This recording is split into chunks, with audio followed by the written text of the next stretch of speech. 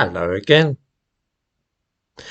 Rightly or wrongly, a lot of people today regard Luton as being what our Home Secretary would describe as a shithole. It's run down, there's a lot of problem with militant Islam in the area, and it's just generally a little bit of not the best place to live. It has, however, in the past been a far rougher and less salubrious place than it is today. There was a lot of discontent in England in the months following the armistice which marked the end of the First World War in 1918. Many ex-servicemen found that rather than homes fit for heroes, they were actually more poor and likely to be homeless after the end of the First World War than was the case when they marched off to the battlefields of France. There was accordingly a certain amount of ill feeling when in July 1919 some local authorities decided to spend a great deal of money celebrating the Peace Day rather than helping veterans in a practical way.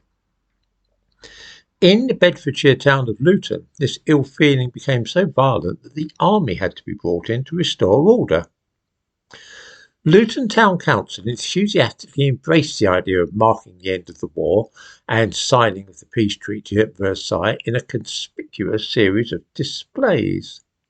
There were to be floats, brass bands, and a grand procession through the town, all leading up to a spectacular firework display in the evening. The mayor and town councillors spared no expense to celebrate Peace Day. It was, after all, not their money that they were spending, but that of the town's ratepayers. There was also to be a banquet for the mayor, to which the Mayor Henry Impey invited councillors and various personal friends.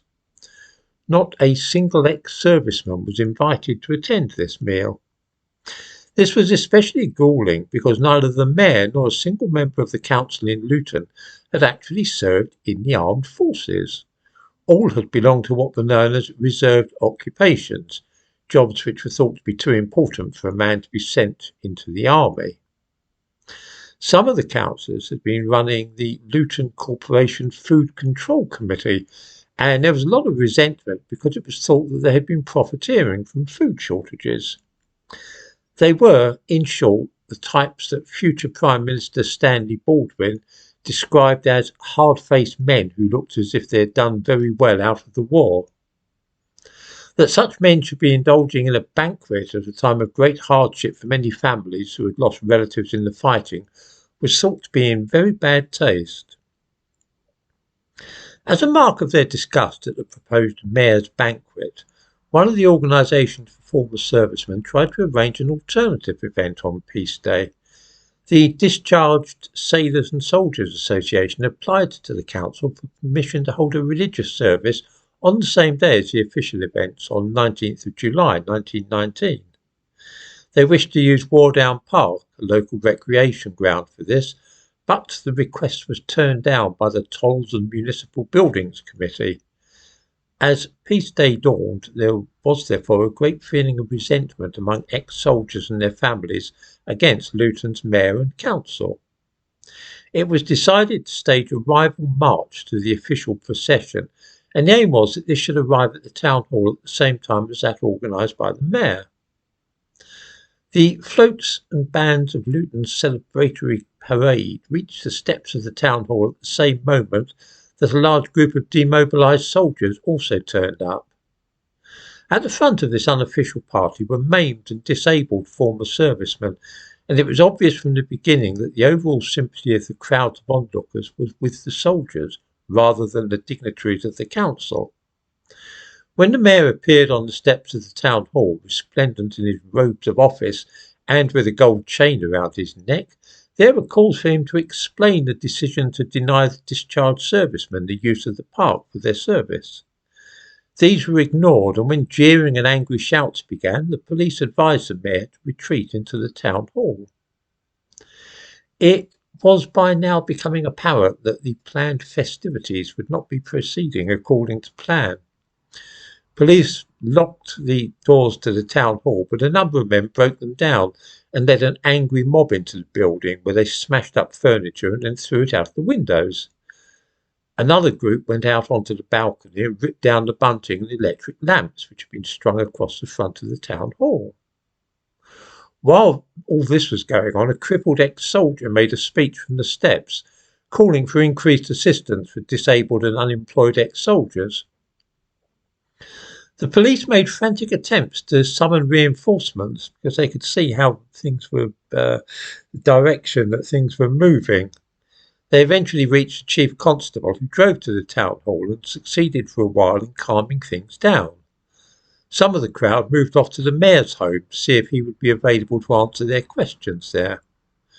In fact, Henry Impey was still hiding in the town hall, having been advised by the police it would not be safe for him to show himself on the streets of Luton that day. Then, as darkness fell, things grew much uglier. The celebrations of Peace Day had been abandoned, and the only question in the mind of the police was whether they would be able to control the situation in the town overnight. There were still many people milling about on the streets, and their mood didn't look cheerful. Telephone calls to London for more officers to be sent were met with the response that no men could be spared for what it was assumed was only a minor disturbance in a quiet town. At 10 that evening, a new body of men approached the town hall. These had come equipped with hammers, crowbars and half bricks. It was at once clear that these men were intent upon causing damage. Among the civilians, the police spotted soldiers in uniform. At a prearranged signal, bricks and stones were hurled at the windows of the town hall and the nearby food office, smashing the windows. Then men began making concerted efforts to get into the town hall again. The police made several baton charges to try and drive them off. In the midst of all this, Henry Impey, the wretched mayor whose extravagance had triggered the riot, was smuggled out of the town hall disguised as a special constable. There was a very real fear on the part of the police that if Impey fell into the hands of the rioters, they might lynch him. As fast as the vastly outnumbered police beat off one assault on the town hall, another was made elsewhere. Burning material was lobbed through the broken windows, and the officers rushed from place to place, frantically extinguishing the small fires. They might have saved the building if the rioters hadn't broken into a garage and begun looting it for cans of petrol. Once this was poured through the windows of the town hall and set on fire, there was little hope that the police could cope with the resulting blaze. The fire brigade arrived and found their vehicle attacked and the hoses slashed. By the time that the brigade managed to get one hose working, it was too late to save the town hall and the adjacent food office. Working with the police, the hose was used to try and clear the streets of rioters rather in the manner of a water cannon. A painting of the town hall burning, painted by an eyewitness, was published in many newspapers. This image is eerily reminiscent of news photos of the 2011 riots in England, yet it dates from almost a century ago. Other shops in the centre of Luton were looted, including one selling pianos. 2 grand pianos were manhandled into the street in an impromptu street party held by the light of the blazing town hall. So many police officers had been injured by this time that the chief constable felt he had no choice but to appeal for military aid. At 3 a.m, a body of troops from Biscot Camp marched into the town. These men from the Royal Field Artillery formed a picket around the town hall and other burning buildings, as well as the looted shops. At dawn, a large contingent of troops from Bedford drove into Luton. These steel-helmeted soldiers with fixed bayonets occupied the centre of Luton for the next week. The thumbnail to this video shows a photograph of the troops on patrol. Trouble flared again after dark on Sunday, but as the Manchester Guardian reported on the 22nd of July, there were renewed disturbances on Sunday evening, but the effect of the military occupation of a number of places in the town has materially helped to subdue the riotous tendencies which resulted in so much damage being done on Saturday. The rioting in Luton and need for the use of troops to control the situation was a shocking reminder to the government of how close the country was to anarchy and disorder. It would have been bad enough if the events in Luton had been an isolated and atypical incident, but they were not. What was most frightening about the disorder that summer was that it took place not in the slums of Glasgow or Liverpool, but in perfectly ordinary little towns in the south of England. Take Swindon in Wiltshire, for instance. After they had staged their own Peace Day celebrations on the Saturday, a commemorative flagstaff was erected outside Swindon Town Hall.